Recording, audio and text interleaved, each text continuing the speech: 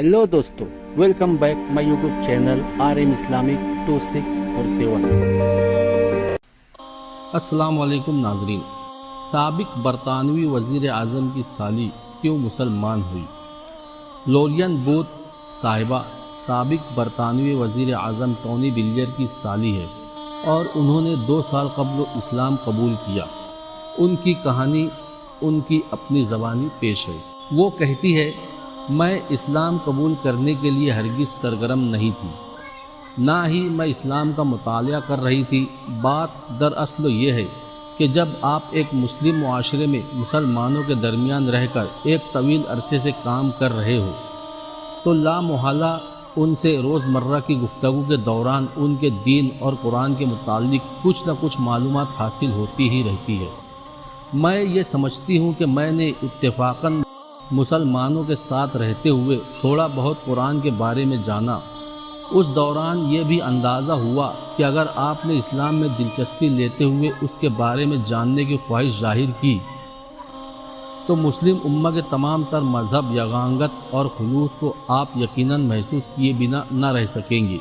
अपने इस्लाम कबूल करने के हवाले से 43 साला लोरियन बूथ ने कहा कि सबसे पहली बात तो ये है कि मैंने इस्लाम मुसलमानों की मोहब्बत और दोस्ती में कबूल नहीं किया, बल्कि जिन हालात में मैं मुसलमान के दरमियान रहकर एक तवील मुद्दत तक काम करती रही हूँ, उस दौरान न जाने किस वक्त तो मेरा अल्लाह से राब्ता कायम हो गया। मैंने अल्लाह को ज़्यादा से ज़्यादा जानने की कोशिश की और अब मैं उम्मीद करती हूँ कि मैं अपनी इस कोशिश में किसी हद तक कामयाब हो चुकी हूँ।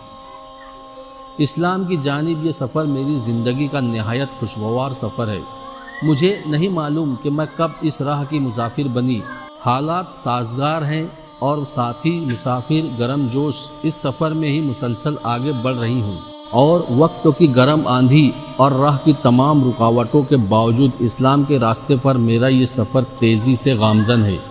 अगर मुझसे ये सवाल पूछा जाए कि एक अंग्रेज़ सहाफ़ी एक तन्हा 2 बच्चों की मां ने मगरिबी मीडिया के सबसे नापसंदीदा मज़हब को किस तरह कबूल किया, तो उसके जवाब में मैं अपने इस इंतहाई रूहानी तजुर्बे का हवाला ज़रूर देना चाहूँगी जो मुझे ईरान की एक मस्जिद में हुआ, जिसने मेरे दिल की दुनिया बदल दी।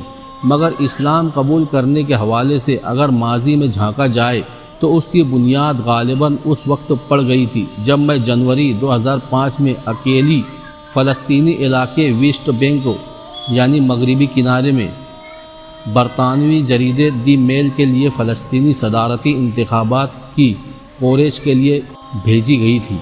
यहाँ मैं ये बात वाज़े कर दूँ कि अपने इस सफ़र से पहले मुझे कभी भी मुसलमानों या अरबों के साथ रहने का इत्तेफाक नहीं हुआ था।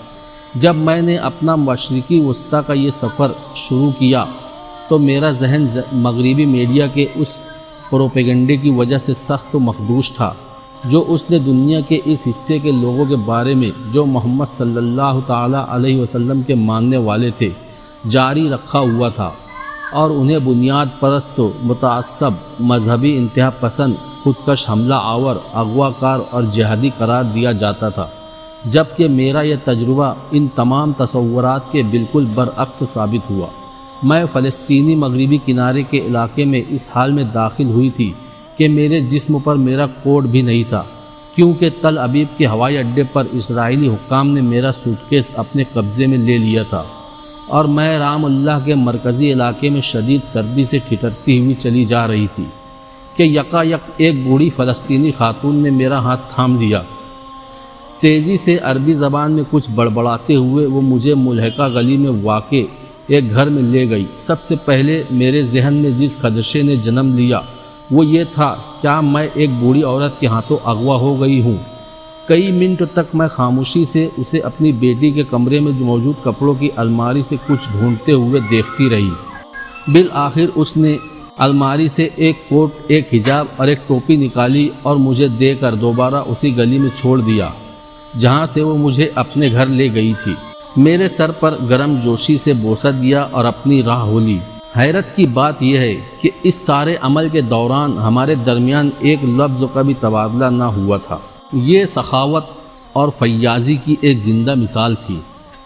جسے میں کبھی نہ بھول پاؤں گی اور جس کا مجھے اس کے بعد وہاں رہتے ہوئے کئی موقعوں پر بارہا تجربہ ہوا۔ حقیقت یہ ہے کہ ہماری عملی زندگی میں روحانی گرم جوشی کا ایسا مظاہرہ شاذ و نادر ہی دیکھنے میں آتا ہے۔ اس سفر کے بعد آنے والے 3 برسوں میں میرا مقبوضہ علاقوں میں متعدد بار جانے کا اتفاق ہوا۔ ابتدا میرا وہاں اپنے صحافتی امور کی انجام دہی کے سلسلے میں جانا ہوتا رہا، مگر جو وقت گزرتا گیا میرے وہاں کے سفر کی نوعیت میں تبدیلی آتی گئی، اور پھر میں نے فلسطینی عوام کے ساتھ اظہار یکجہتی کرنے اور ان کے لیے امدادی کام کرنے والے گروپوں کے ساتھ مقبوضہ فلسطینی علاقوں میں آنا جانا شروع کر دیا۔ اس دوران میں نے وہاں ہر مذہب، ہر عقیدے کے حامل فلسطینیوں کی بدحالی اور تکالیف کو کھلی آنکھوں سے دیکھا اور دل سے محسوس کیا۔ یہاں میں نے یہ بھی دیکھا کہ ان فلسطینی مسلمانوں کے ساتھ ساتھ عیسائی عقیدے کے لوگ بھی جو تقریباً 2000 برس سے ارض مقدس پر رہ رہے ہیں، وہ بھی مسلمانوں کی طرح اسرائیلی جارحیت کا شکار ہے۔ وہاں آتے جاتے اور فلسطینی مسلمانوں کے درمیان رہتے ہوئے انشاءاللہ، ماشاءاللہ اور الحمدللہ جیسے کلمات میری زبان کا حصہ بنتے رہے، جو فلسطینی مسلمان اپنے روزمرہ کی گفتگو میں شکر، تعریف اور امید کے اظہار کے طور پر استعمال کرتے تھے۔ اس سرزمین کے لوگوں کے حوالے سے مغربی میڈیا نے جو خوفناک تاثر مغرب کے لوگوں کے اذہان میں پیدا کر دیا ہے اور جس کا دہشت ناک تصور لے کر میں پہلی بار اس خطے میں آئی تھی، اب اتنا عرصہ ان لوگوں میں رہنے کے بعد وہ تاثر یکسر غائب ہو گیا۔ اب میں بغیر کسی خوف و تردد کے مختلف مسلم گروپوں سے ملنے لگی تھی، اور اس طرح اس سرزمین کے ذہین، عقلمند اور سب سے بڑھ کر مہربان اور فیاض لوگوں کے درمیان مجھے رہنے اور انہیں سمجھنے کا موقع ملا۔ فلسطین کی مسلمان خواتین اسلام سے میری خصوصی لگن اور پسندیدگی کا سبب بنی۔ آپ اندازہ کریں کہ سر سے پیر تک برقعے میں ملفوف خواتین کو ایک انگریز عورت نے کس نظر سے دیکھا ہوگا۔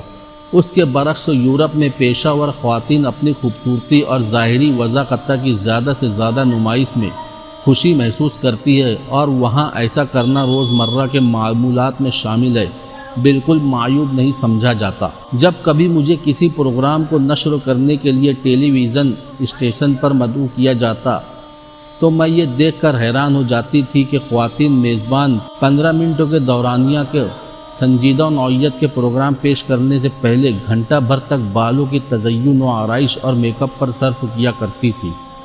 کیا اسی کا نام آزادی ہے؟ میں سوچتی ہوں کہ اس آزاد مغربی معاشرے میں لڑکیوں اور خواتین کو کتنا حقیقی احترام دیا جاتا ہے۔ 2007 میں مجھے لبنان جانے کا اتفاق ہوا۔ میں نے وہاں 4 دن یونیورسٹی کی طالبات کے ساتھ گزارے، جو سب کی سب حجاب پہنی ہوئی تھی اور جن کے سر کے بال تک نظر نہیں آتے تھے۔ وہ خوبصورت، خود مختار اور صاف گو تھی، اور قطعاً ایسی ڈرپوک اور بزدل نہیں لگ رہی تھی کہ کوئی زبردستی ان کی مرضی کے خلاف انہیں پکڑ کر ان کی شادی کر دیتا، جیسا کہ میرے ذہن میں تصور تھا، جو میں نے مغرب کے اخباروں میں پڑھ کر قائم کیا تھا۔ جتنا زیادہ وقت میں مشرق وسطیٰ میں گزار رہی تھی، اتنی ہی زیادہ تبدیلی میں اپنے اندر محسوس کر رہی تھی۔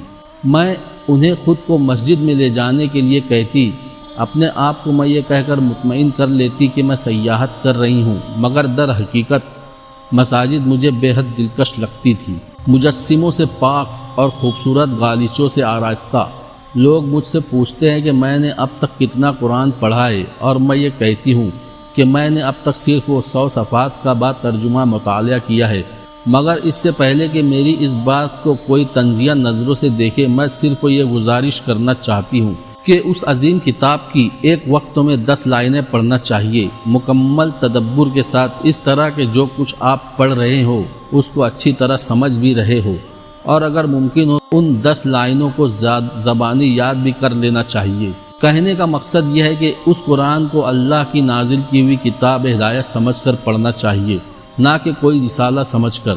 میں انشاءاللہ عربی زبان بھی سیکھنے کی کوشش کروں گی، مگر اس میں خاصا وقت تو لگے گا۔ اسلام کی تعلیمات سے واقف ہونے کے لیے بہت زیادہ مطالعے کی ضرورت ہوتی ہے۔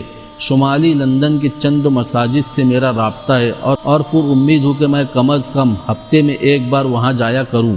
لباس کے بارے میں بات کرتے ہوئے لورین صاحبہ کہتی ہیں کہ اعتدال پسندانہ لباس کا انتخاب اتنا مشکل معاملہ نہیں ہے جتنا سمجھا جاتا ہے۔ حجاب پہننے کا مطلب یہ ہے کہ اب آپ باہر پہلے سے بھی زیادہ کم وقت میں جا سکتے ہیں، کیونکہ حجاب کی وجہ سے آپ کو بہت سارا وقت بالوں کی آرائش میں ضائع نہیں کرنا پڑتا۔ چند ہفتے قبل جب میں نے پہلی بار اپنے سر پر حجاب باندھا تو مجھے بہت شرم سی محسوس ہوئی تھی۔ چونکہ ان دنوں سردی کا موسم تھا تو میرا حجاب پہننا کسی نے محسوس نہ کیا۔ البتہ گرمی کے موسم میں حجاب پہن کر نکلنا ایک چیلنج ہے، مگر برطانیہ ایک روادار ملک ہے اور اب تک مجھے کسی نے حقارت کی نظروں سے نہیں دیکھا۔ حجاب کے ساتھ نقاب میں اپنے لیے ضروری نہیں سمجھتی، مگر برقع مجھے زیادہ موزوں محسوس ہوتا ہے۔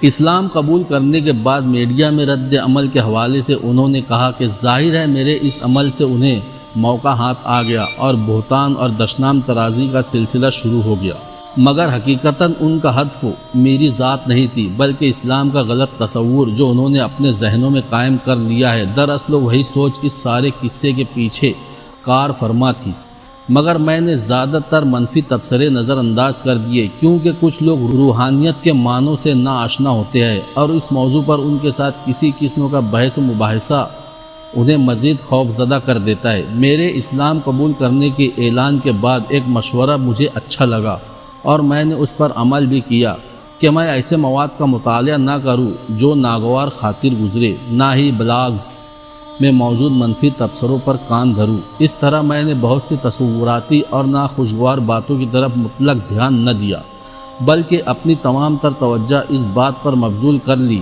کہ مسلم امہ کے ساتھ زیادہ سے زیادہ پیار اور تعلق کو مضبوط و مربوط کیا جائے۔ اپنے پیشے کے حوالے سے تشویش ظاہر کرتے ہوئے ان کا سوال یہ تھا کہ کیا حجاب پہن کر وہ اپنی موجودہ پوزیشن برقرار رکھنے میں کامیاب ہو سکے گی۔ مجھے علم ہے کہ بہت ساری مسلم خواتین نے ٹیلی ویژن اور صحافت کے میدان میں نمایاں کامیابیاں حاصل کی ہے اور مستقل مزاجی کے ساتھ شائستہ مغربی لباس پہنتی ہے۔ میں ابھی اسلام میں نئی داخل ہوئی ہوں اور اسلام کے بنیادی اصولوں سے واقفیت حاصل کر رہی ہوں۔ اسلام سے میرے تعلقات کی نوعیت الگ قسم کی ہے۔